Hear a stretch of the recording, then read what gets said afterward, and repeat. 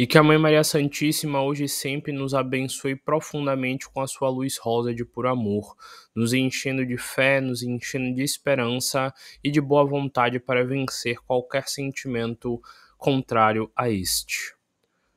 Ave Maria, cheia de graça, o Senhor está contigo.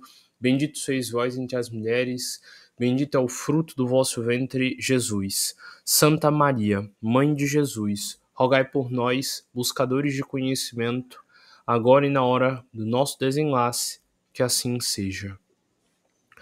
Boa noite a todos, sejam muito bem-vindos a mais uma reunião do Centro Espírita Os Humildes de Jesus, e nessa sexta-feira nós iremos estudar sobre o texto da vingança. Esse é um texto aqui do Evangelho segundo o Espiritismo que vai ser muito interessante da gente destrinchar para a gente relembrar esse comportamento que é tão vil, é tão baixo, que é o comportamento e o ato de querer vingar-se dos outros. Bem, a vingança é um sentimento muito negativo e ele é um sentimento geralmente ao ato de que está associado ao ato de você reagir a alguma coisa. A vingança é um sentimento que geralmente vem do ato de você querer fazer com que o outro sinta o mesmo que você sentiu com o ferimento que ele te gerou, com o ato de fazer você se sentir mal. Então, a própria palavra vingança vem dessa ideia, do ato de você devolver, de você retroceder, de você entregar novamente aquilo que você recebeu. E a vingança geralmente é vinda daquela ideia de bateu, levou. Lá na antiguidade, a gente sabe que um dos primeiros códigos que se teve do direito foi o código de Hammurabi, que era aquele famoso código olho por olho, dente por dente. E naquela época eles realmente levavam isso a sério. Se você fizesse alguma coisa, você tinha de receber exatamente a mesma coisa na mesma proporção. E muitas das vezes, mesmo que você tivesse feito aquilo sem querer, você teria de pagar as consequências com o mesmo nível de incisão que você gerou. E esse texto todo ele vai fazer uma reflexão sobre a ponderabilidade, sobre o fato da gente ter que ter a capacidade de ponderar em cada situação qual seria uma pena justa de acordo com o que aconteceu. E a principal tese do texto é o quão é importante a gente não querer se entregar a esse sentimento de vingança, porque esse sentimento de vingança nos joga ao erro e que a gente tem que tentar entender formas mais justas de se equilibrar esses erros que são cometidos. Eu vou ler o texto para a gente já ir refletindo em relação à visão espírita sobre isso e, como sempre, vou fazer as reflexões. A vingança. A vingança é um dos últimos remanescentes dos costumes bárbaros que tendem a desaparecer entre os homens. Bora lá. Já começa aqui em relação a o que seria ser um bárbaro. Na antiguidade, os bárbaros eram os povos que estavam além dos muros, dos locais, das cidades que, entre aspas, existia a civilidade, no caso, o conhecimento, uma norma de conduta e de comportamento ao se relacionar com os outros. E o texto aqui afirma que a vingança é um dos últimos remanescentes do costume dos bárbaros. Por que isso? Porque, segundo a visão, os bárbaros eram como se fossem animais. Eles só sabiam reagir, eles só sabiam se defender e só sabiam atacar quando se sentiam atacados. E a partir do momento que nós começamos a ter civilidade e a agir em sociedade, nós começamos a criar normas sociais do que seria justo e do que seria injusto, de qual seria um comportamento maduro e de qual seria o comportamento imaturo. E a civilidade ou a civilização é um conceito que em muitos momentos da história foi utilizado como sendo a base para tomar atitudes, como por exemplo lá no período colonial, no período da expansão marítima, no período do imperialismo, era muito comum eles defenderem a ideia de que eles estavam invadindo as colônias, de que eles estavam invadindo territórios para levar a civilidade. que quem vivia lá era um bando de índios, sem qualquer tipo de modos, que não sabiam usar roupas, que não sabiam falar direito, que não sabiam se portar à mesa. Tanto que tem muito filme antigo que mostra esses momentos de contato entre os brancos, civilizadores, conquistadores, como sendo figuras positivas, e os bárbaros, os índios, os que não tivessem civilidade, que era o que eles chamavam na época, eram tratados como pessoas totalmente brutais. É curioso que logo em seguida a esse momento mostrava os brancos utilizando de armas para poder torturar, matar e fazer coisas atrozes com esses tais índios. Mas, segundo a narrativa, eles eram bárbaros simplesmente pelo fato de que eles não sabiam se portar à mesa, porque ele não lavava a mão para comer e porque ele não sabia falar é, obrigado, por favor, com licença e coisas do tipo. Então, a ideia antiga do que era ser bárbaro era ser qualquer coisa diferente do civilizado. E eles tinham uma profunda rejeição a, a, aos bárbaros exatamente por sentiam a ideia de superioridade. Tanto que a superioridade atrelada à raça, à cor, geralmente está também associada a esse tipo de preconceito construído lá atrás. Mas aqui no texto, o sentido de falar de bárbaros é no sentido da barbárie. Tanto que, como a gente sabe, ser bárbaro é exatamente ser violento, de certa forma. E dizer aqui que é um dos últimos costumes remanescentes bárbaros é o mesmo que dizer o seguinte: que essa galera que ainda age querendo resolver tudo no sangue, querendo resolver tudo na honra, em atirar, em querer bater de frente, lutar, em violência e tudo mais, age igual um animal. Um animal acuado que precisa usar de violência para resolver uma situação, já que ele próprio não é capaz de utilizar outros meios de resolução para a própria situação. Então, ao afirmar isso daqui, está dizendo o seguinte: que quem ainda hoje tem a capacidade de querer revidar a agressividade com a agressividade, sem utilizar dos meios legais ou de meios lógicos para poder se proteger, é um tipo de bárbaro que não sabe se conter. É claro que aqui não está dizendo que você não deve fazer uma legítima defesa.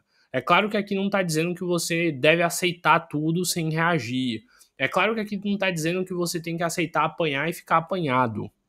O que está dizendo aqui é que você não deve se deixar levar pelo ato de, além de se defender, além de afastar, além de fazer o necessário para fugir da situação de agressão, você ficar perseguindo, você ficar atacando, confabulando e, diríamos assim, mentalizando coisas que você pode fazer para poder, entre aspas, devolver aquilo tudo. Então, a vingança, ela é o sentimento associado não a uma violência deliberada, não ao fato de, sei lá, alguém te deu um tapão no meio da rua e você devolver no susto o tapa também. A vingança, ela está associada ao ato de você manter esse sentimento de insatisfação vivo dentro de você e deixar ele se alastrar. Diríamos assim, o ato de você devolver, de se proteger ou de fazer uma legítima defesa seria tipo você soltar uma faísca. E o ato de você sentir vontade de se vingar seria você, além de soltar essa faísca, você deixar ela pegar fogo, deixar aquele fogo crescer, transformar ele numa fogueira e deixar ele pegar fogo na floresta inteira. Eu acho que agora ficou mais claro. O ato de se vingar ele não está associado ao ato de você simplesmente bater em alguém porque alguém te bateu. O ato de se vingar está associado ao ato de você construir toda uma narrativa do quanto você precisa acabar com a vida daquela pessoa por aquilo que ela te fez. Então a vingança ela surge de um descontrole seu, da sua incapacidade de reagir a uma situação que está lhe fazendo mal. Ou melhor, reagir a uma situação que está lhe fazendo mal de uma forma descontrolada. Esse é o problema da vingança. Tanto que a gente vê geralmente em filmes a vingança, e a gente ainda vê a vingança com um ar de tipo, nossa, que maravilhoso. Por exemplo, a maioria dos filmes de ação que a gente assiste, tudo bem que é entretenimento, mas a maioria dos filmes de ação, de luta, de tiro que a gente assiste, começa com uma pessoa sofrendo uma injustiça muito grande, e o resto do filme inteiro é essa pessoa matando todo mundo, agredindo todo mundo, atacando todo mundo, é, utilizando da ideia de vingança como sendo algo que torna plausível aquela agressividade toda. É claro que quando eu vou assistir um filme desse, eu desligo o meu cérebro para não ficar pensando. Mas se a gente parar para analisar, por exemplo, o filme John Wick começa com o primeiro filme lá onde torturam o cachorro dele, matam o cachorro dele. Depois tem 4 filmes dele matando gente a rodo para se vingar pelo fato de terem matado o cachorro dele. Cachorro este que era o último presente da sua esposa que tinha acabado de falecer. Então, basicamente, a premissa dos 4 filmes, acho que agora são 5, é o fato de que tá tudo bem ele reagir e fazer toda essa vingança e atacar pessoas que nem tinham relação com o que aconteceu, já que ele estava respaldado pelo sentimento de vingança e de reagir a uma agressão que fizeram com ele. É claro que assistir no filme é maravilhoso, é interessante, dá uma emoção danada. Mas se a gente parar para analisar, a vingança em muitos momentos ela moveu a história para rumos muito negativos. Brigas sem sentidos, brigas que acabam gerando dor a um monte de pessoas que não estão nem aí para a situação, que não tinham ligação alguma com a situação, sofrendo. Então, a gente observa como a vingança, se a gente analisar pelo lado da civilidade, no sentido de você ser racional, é algo totalmente bárbaro, realmente. Porque você acha aceitável sair agredindo uma grande quantidade de pessoas, já que lá no início da história toda, algo foi feito ali que gerasse a permissividade para que tudo isso acontecesse. Que nem eu falo para vocês, eu já falei isso várias palestras, mas é um dos melhores exemplos que se tem. Segundo a ciência, quando a gente tem uma emoção, essa emoção ela acontece no nosso cérebro tipo, por poucos segundos. E eu sempre dou exemplo. Por exemplo, vamos dizer que você chutou a quina do móvel. Aquela sensação de raiva, de indignação e do tipo, nossa, como eu fui besta de chutar essa quina. Só acontece na gente por, sei lá, 3 segundos, 4 segundos, cerebralmente falando. Porque é o tempo do mindinho bater, o tempo do seu córtex sensorial sentir que alguma coisa de errado aconteceu, é o tempo do seu cérebro, seu cerebelo, enfim, analisar o que aconteceu, sentir a dor, e é o tempo do seu superego se punir e ficar com raiva do tipo, meu Deus, como eu fui burro de ter chutado essa quina. E depois, toda a parte sensível do seu corpo ficar sentindo aquela dor e te fazendo ficar chateado.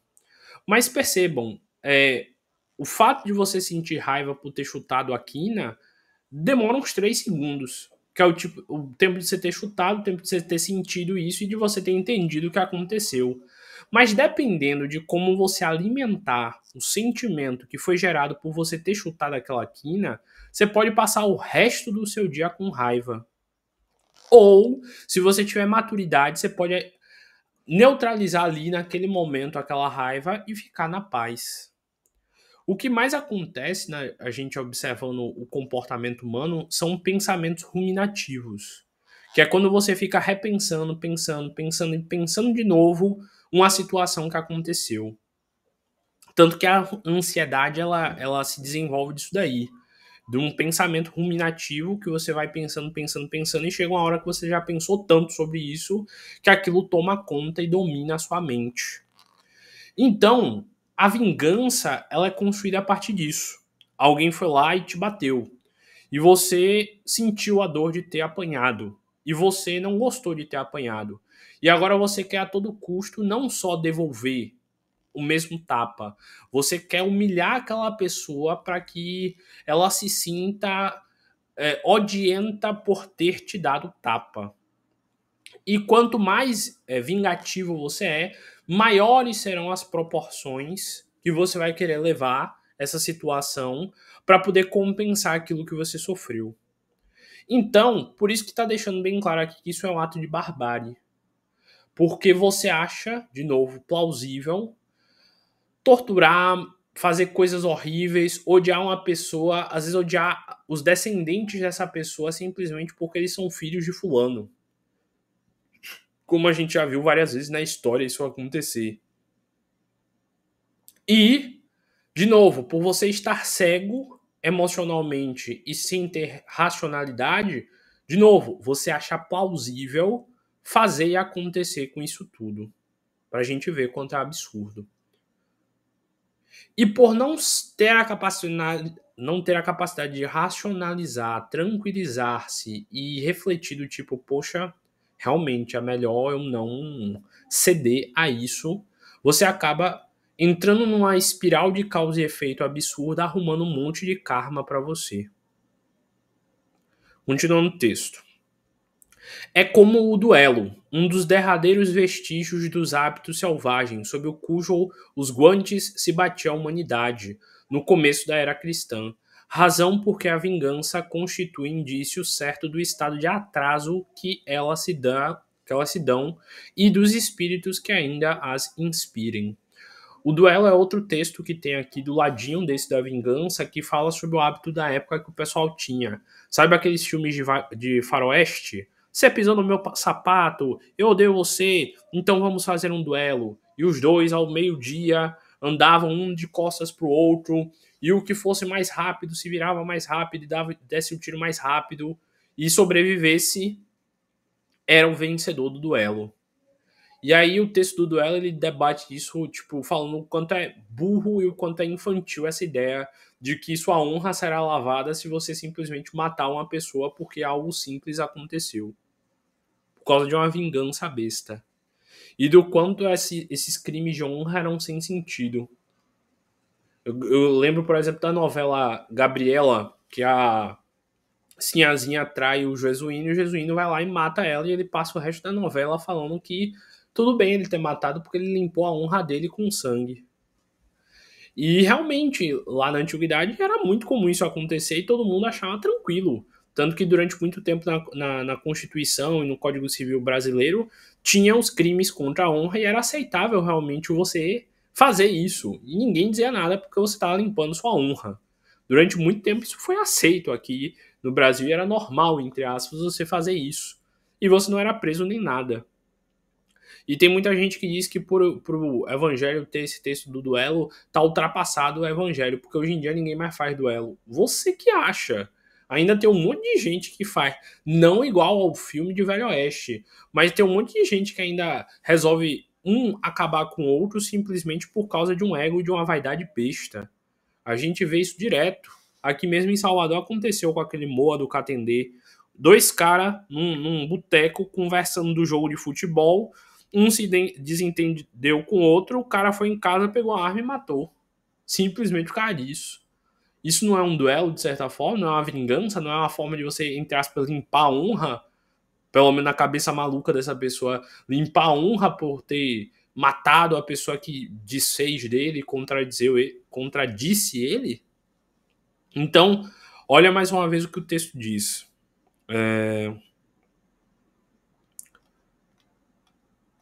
Portanto, meus amigos, nunca esse sentimento deve fazer vibrar-se o coração de quem quer que se diga e proclame espírita. Vingar-se é, bem o sabeis, tão contrário àquela prescrição do Cristo. Perdoai os vossos inimigos. Que aquele que se nega a perdoar não somente não é espírita, como também não é cristão. Então, deixando aqui bem claro que o ato de perdoar é uma das coisas que o espírita deve mais fazer em principal. Mas como eu sempre digo aqui, não é você perdoar a pessoa que está te machucando e continuar do lado dela, não. É você perdoar e se afastar. É você perdoar e se curar longe dela e não aceitar mais isso. Perdão é você não criar o vínculo de vingança. É você não querer ficar pensando e que nem eu vejo algumas pessoas, terminou o relacionamento há mais de 5 anos com a pessoa, mas se ouviu uma notícia de que ela se ferrou, de que ela sofreu, etc., fica pulando alegre, como é o nome?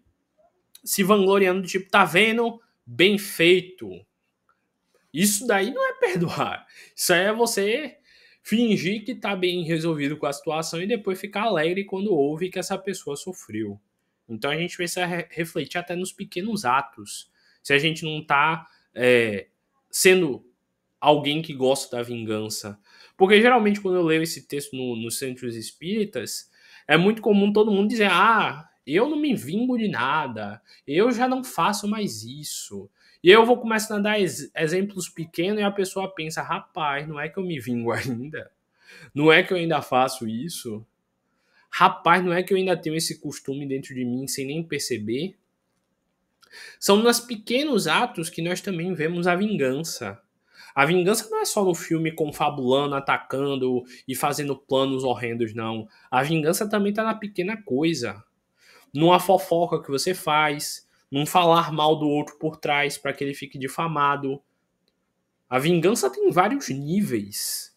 Você que se acha menos errado porque você não fez algo pior, mas vingança é vingança e ponto. São nas pequenas coisas que nós vemos o que nós somos de verdade.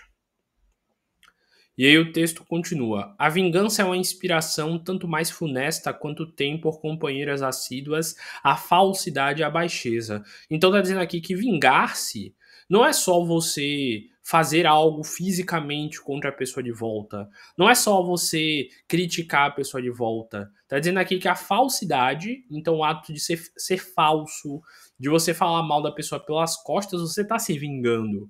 Você só não chama isso de vingança, mas ao você criticar alguém porque você não gosta dessa pessoa, você tá se vingando. E você tá sendo falso com ela sem perceber. A baixeza aqui a gente pode interpretar como você sendo baixo, sendo vil. Sendo baixo no sentido de, na frente da pessoa, ficar de sorrisinho, tratando bem, mas quando ela sai, você falar mal dela com todo mundo. Isso daí é ser baixo. Porque uma pessoa autêntica falaria no rosto, ou então nem falaria, mas não se abaixaria a ponto de falar mal de alguém, assim, pelas costas, assim, desse modo. Então, a gente vê aí que a vingança, ela tem várias camadas. Camadas que nós temos de analisar. Senão, a gente se perde e não percebe. E aí o texto continua. Com efeito, aquele que se entrega a essa fatal e cega paixão quase se vinga a céu aberto. Então tá dizendo aí que, de certa forma, a vingança é uma paixão.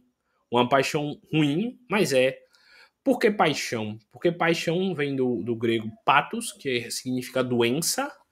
E porque paixão, através da paixão, você sente algum tipo de prazer. E geralmente uma das coisas que mais move a pessoa a querer se vingar é a ideia de que ela sente prazer de ver aquela outra pessoa sofrendo e pagando cada coisinha que ela tá passando. Então a gente vê aí o quanto isso realmente é manipulador, porque você sentir prazer por ver aquela outra pessoa sofrer acaba anuviando totalmente sua percepção da situação. Porque você realmente começa a acreditar que o ato de vingar-se tem sentido. Porque agora você está sentindo prazer em ver aquilo. E aí o texto continua. Quando é ele o mais forte, cai qual fera sob o outro a quem chama de seu inimigo, desde que a presença deste último lhe inflame a paixão, a cólera e o ódio. Então tá dizendo aí, de acordo com o poder social que você tem, você também vai tentar humilhar a pessoa de qualquer jeito. É o famoso, você sabe com quem você está falando, você sabe que eu sou filho, blá blá blá blá blá blá blá. Então, geralmente, quando uma pessoa tem poder, ela faz a vingança de forma clara, objetiva e direta na frente de todo mundo, sem o menor pudor. Mas quem não tem poder também se vinga, mas de outras formas. Ficando de cantinho, falando mal, soltando fofoca, difamando. De acordo com o nível de poder que você tem, você vai querer fazer mais ou menos. Mas, de novo, não importa o nível. Vingança é vingança. E continua o texto. Porém, as mais das vezes assume aparências hipócritas, ocultando nas profundezas do coração os maus sentimentos que animam. Então você pode esconder no seu coração: ah, eu odeio fulano, mas eu não falo pra ninguém, eu só fico pensando mal e odiando ele na minha cabeça, então tá tudo certo. Não, não, não, não, não. Se tá no seu coração, tá sujando ele. E lembrem-se lá da parábola do festim de bodas. A sua túnica nupcial, que é o seu espírito, fica manchado quando pensamentos e sentimentos ruins ficam dentro da sua mente. Não se deixe enganar. Não se deixe enganar. E aí o texto continua. Toma caminhos escusos, segue na sombra o inimigo, que de nada desconfia e espera o momento azado. É aquela famosa história, né? Quem bate, esquece. Quem apanha, lembra. E se lembra. Quando você se sente ferido no seu ego, você lembra de coisas que quem bateu nem lembra, nem faz ideia que fez um dia. Talvez dentro da mente de alguém, você seja o grande inimigo dessa pessoa e essa pessoa nutre um ódio absurdo por você e você jamais imagina. Jamais imagina. Pra você, alguém que você trata com normalidade, que você acha que é seu amigo, que gosta de você, pode lhe odiar de formas que você nem imagina na cabeça dele. Mas quando te vê, abre o sorrisinho amarelo, você acha normal. Mas você não sabe o que tá lá dentro do coração dessa pessoa. Inclusive, eu acho a palavra amarelo muito mais bonita do que amarelo. Continuando. Quando seu ódio não chega a tais extremos, ataca então na honra, nas afeições. Não recua diante de calúnias e de suas pérvidas insinuações, habilmente espalhadas a todos os ventos, se vão avolumando pelo caminho. Então, para vocês verem, aquele que é fraco, ele vai fazer dos meios que ele tem para atacar. Ele vai soltar uma fofoca, ele vai dizer uma mentira, ele vai contar uma história diferente, ele vai sair se fazendo de coitado para todo mundo, mas ele vai se vingar de alguma forma. E aí o texto continua. Em consequência, quando o perseguido se apresenta nos lugares por onde passou, o sopro do perseguidor espanta-se de dar com semblantes frios, em vez de fisionomias amigas e benevolentes, que outrora o acolhiam. Fica estupefado, quando mãos que lhe estendiam agora se recusam a apertar as suas. Enfim, sente-se aniquilado ao verificar que os seus mais caros amigos e parentes se afastam e o evitam, sem saber por quê. Ah, o covarde que se vinga assim é 100 vezes mais culpado do que o que enfrenta o seu inimigo e insulta em plena face. Geralmente, né, era nesse momento da palestra que eu olhava assim de volta para todo mundo, tava todo mundo parado assim, olhando para baixo, com um olhar distante, com a cara de que tava lembrando de coisas assim, e eu dava boas risadas nessa hora. Porque todo mundo que no começo da palestra dizia que não se vingava de nada, começou a lembrar de várias situações onde foram odiosos em vingança.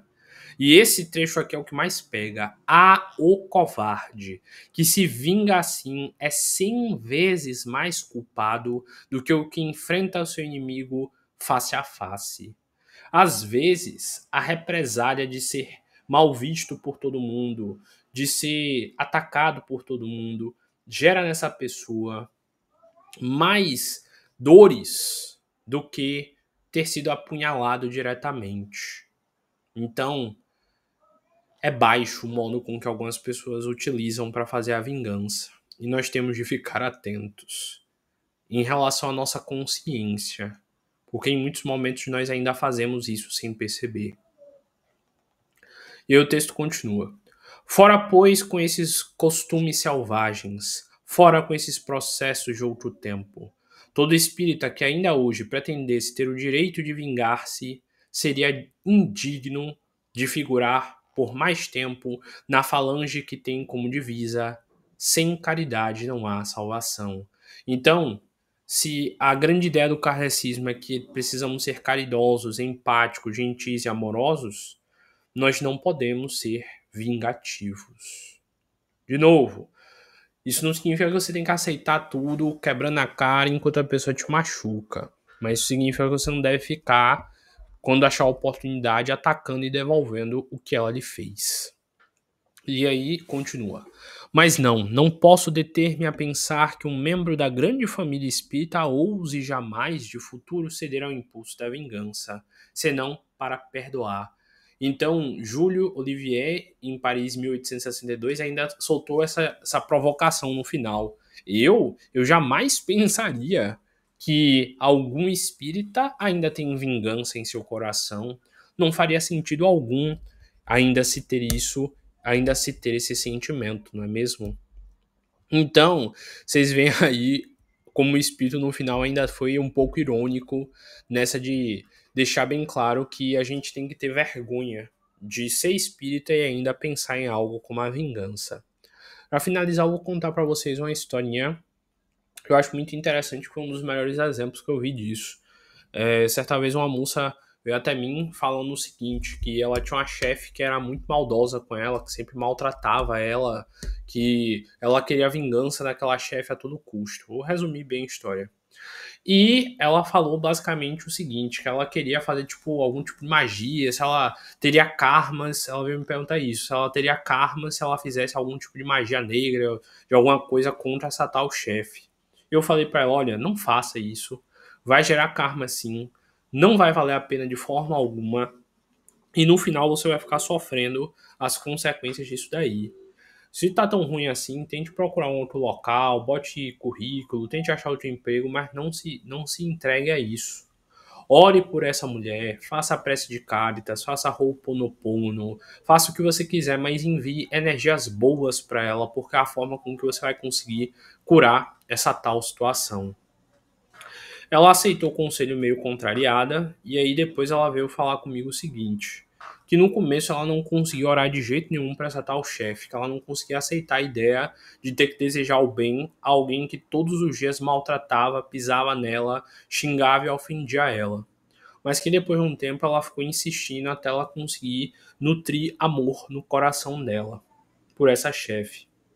E ela disse que ela começou a orar tanto por essa chefe que ela começou a ver essa chefe de uma forma mais tranquila, mais branda, que ela começou a ter mais paciência, que ela começou a não retrucar essa chefe, que ela começou até a ter pena dessa chefe, porque ela notou que essa chefe era uma mulher solitária, era uma mulher vazia, era uma mulher que não tinha amor na vida dela e que ela infernizava todo mundo exatamente porque ela não era feliz com ela mesma.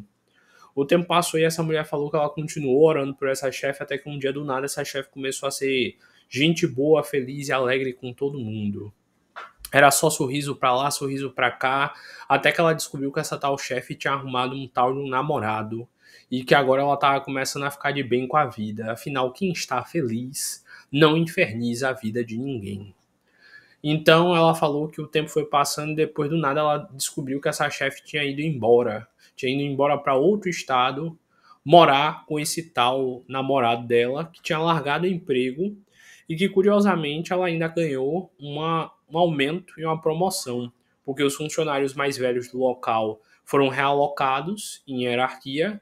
Ela ganhou um aumento, passou por um cargo melhor, o local de trabalho passou a funcionar muito melhor porque quem infernizava todo mundo foi embora. E no final ela não precisou fazer magia negra, fazer macumba nenhuma para poder se livrar daquela mulher. Ela simplesmente foi amorosa e o amor voltou. E a vida dela melhorou e os caminhos se abriram.